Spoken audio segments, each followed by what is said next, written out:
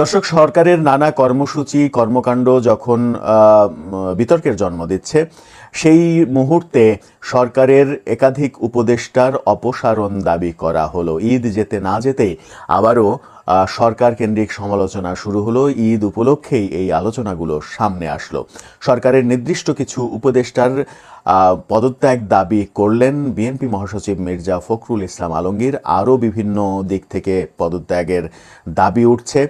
যখন আওয়ামী লীগ রাজনৈতিকভাবে প্রায় নির্বাসিত, ঠিক তখন বিএনপিকে খেপিয়ে তুলছে যদি সরকার এরকম ঘটনা ঘটে, তাহলে সরকার খুব স্বাভাবিকভাবে তাদের কার্যক্রম চালাতে পারবে কিনা সেই আলোচনাও সর্বত্র রয়েছে। সরকারের উপদেষ্টাদের অপসারণ দাবি চেয়ে কি বলা হলো সেই আলোচনায় করবো এই ভিডিওতে। থাকবেন পলিটিক্স টিভির নিয়মিত আয়োজন।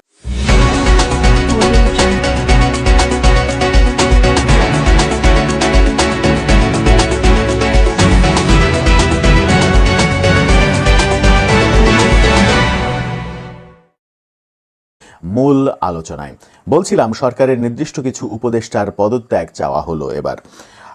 সেই পদত্যাগ চাইলেন বিএনপি মহাসচিব মির্জা ফখরুল ইসলাম আলমগীর।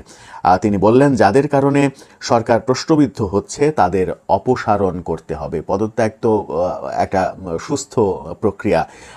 তিনি বলেছেন অপসারণ করতে হবে, তাদেরকে রাখা যাবে না।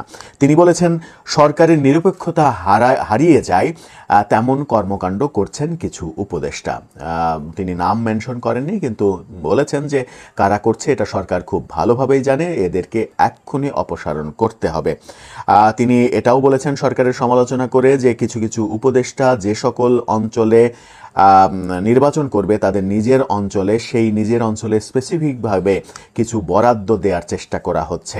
বরাদ্দ দিয়ে তাদের উন্নয়নের ফিরিস্তি এবং নির্বাচনী প্রচারের কাজে সহযোগিতা করা হচ্ছে। এটা কোনোভাবেই চলতে পারে না, এটা নিরপেক্ষ কার্যক্রম না। অর্থাৎ সরকার একেবারে দেখে শুনে তাদের নতুন যে রাজনৈতিক দল জাতীয় নাগরিক পার্টি, সেই নাগরিক পার্টির নেতাদের অঞ্চলে বিশেষ বরাদ্দ দিচ্ছে।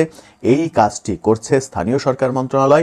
স্থানীয় সরকার মন্ত্রণালয় এই কাজটি করছে এমন অভিযোগ অনেক দিন থেকেই রয়েছে উপদেষ্টা আসিফ মাহমুদ সজীব ভুঁইয়ার সাথে। তাকে কেন্দ্র করে ঈদে নতুন বিতর্ক তৈরি হয়েছে। নামাজের সেমি ইমামতি করেছেন তিনি, এরকম ছবি ভিডিও ভাইরাল হয়ে গিয়েছিল। পরে গণমাধ্যমকে যে ইনফরমেশন তাদের পক্ষ থেকে দেয়া হয়েছে, সেই ভিডিওটির পূর্ণাঙ্গ ভিডিও দেয়া হয়েছে যে ইমাম তার ডান পাশে সহকারী ইমাম নিয়েছিলেন। সহকারী ইমাম নেয়ার ফলে বাম পাশটা ফাঁকা ছিল, বাম পাশে আরেকজনকে দাঁড় করানোর স্কোপ ছিল। সেই কারণেই তিনি আহ্বান জানান মুসল্লিদের পক্ষ থেকে একজনকে। মুসল্লিরা তখন দাঁড়িয়ে থাকা পাশে উপদেষ্টা আসিফ মাহমুদকে বলেন, আসিফ মাহমুদ চলে আসেন। আসিফ মাহমুদও চলে আসেন, যিনি নামাজ পড়তে গিয়েছেন, টুপি মাথায়ও দেননি। সেই আসিফ মাহমুদ সেমি ইমামের দায়িত্ব পালন করেছেন সচেতনভাবে। তার এই কাজটি অ্যাভয়েড করলেই ভালো হতো, তিনি এত বেশি সমালোচনায় পড়তেন না। একের পর এক সমালোচনার যে কর্মকাণ্ড হচ্ছে, উপদেষ্টারা যে কর্মকাণ্ডের জন্ম দিচ্ছেন, তাতে করে তাদের এই পদে টিকে থাকাটা মুশকিল হবে বলেও অনেকে মনে করছেন। মির্জা ফখরুল বলেছেন, নির্বাচনের আগে সরকার নিরপেক্ষতা হারালে নির্বাচনটা কঠিন হয়ে যাবে।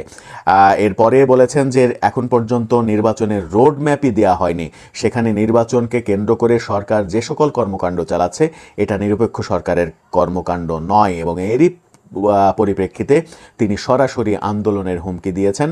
বলেছেন যে খুব শীঘ্রই এইসবের বিরুদ্ধে আমরা আন্দোলন শুরু করব। আমরা ঈদের দিনই গতকালকেই একটা ভিডিও করেছিলাম এবং স্পষ্ট বলেছিলাম যে ঈদের পরে রাজনৈতিক পরিস্থিতি খারাপ হয়ে যাচ্ছে, ঈদের পরে বিএনপি আন্দোলন শুরু করছে। সেটা এখন বাস্তবতায় যে রূপ পাচ্ছে সেটা আপনারা নিশ্চয়ই বুঝতে পারছেন। এরপরে তিনি বলেছেন, শেখ হাসিনাকে ভারতে রেখে বাংলাদেশে নির্বাচন প্রক্রিয়া পেছানো ভয়াবহ হুমকির ব্যাপার হবে, তেমনটাও মন্তব্য করেছেন। বলেছেন, প্রফেসর ইউনুস আমাদেরকে একদিকে বলছেন ডিসেম্বরে নির্বাচন হবে, আবার আর একদিকে ভাষণে বলছেন জুনের মধ্যে নির্বাচন হবে। এই দুই ধরনের কথাতে আমরা ফ্রাস্ট্রেটেড হয়ে যাচ্ছে। অর্থাৎ বিএনপির মহাসচিব স্পষ্টভাবে বলছেন যে বিএনপি ফ্রাস্ট্রেশনে ভুগছে, বিএনপি ফ্রাস্ট্রেটেড হয়ে যাচ্ছে। এই যে ফ্রাস্ট্রেশনে ভোগা, এই ফ্রাস্ট্রেশন থেকেই জন্ম নেবে আন্দোলনের ক্ষুধা, এবং নিশ্চিত করেই এই যে ঈদের ছুটির পরে এই আন্দোলন কর্মসূচি যে শুরু হবে, সরকারের বিরুদ্ধে নানা রকমের আন্দোলন শুরু হবে এবং স্পেসিফিক ঈদের দিনে মির্জা ফখরুল ইসলাম আলমগীর বলে দিলেন যে নির্দিষ্ট কিছু উপদেষ্টাকে অপসারণ করতে হবে। উপদেষ্টাদেরকে অপসারণ করার পাশাপাশি সরকার যে জাতীয় নাগরিক পার্টির হয়ে কাজ করছে সেই কাজটা বন্ধ করতে হবে, সরকারের নিরপেক্ষতা বজায় রাখতে হবে। অনেক আগেই বলেছিলাম যে সম্ভবত এই সরকার নিরপেক্ষতা হারিয়ে ফেলছে এবং তাদের অধীনে নির্বাচন বিএনপি মেনে নিতে নাও পারে। সেই পরিস্থিতির দিকেই কি যাচ্ছে দেশ? দর্শক, আপনার মতামত জানিয়ে লিখতে পারেন আমাদের কমেন্ট বক্সে।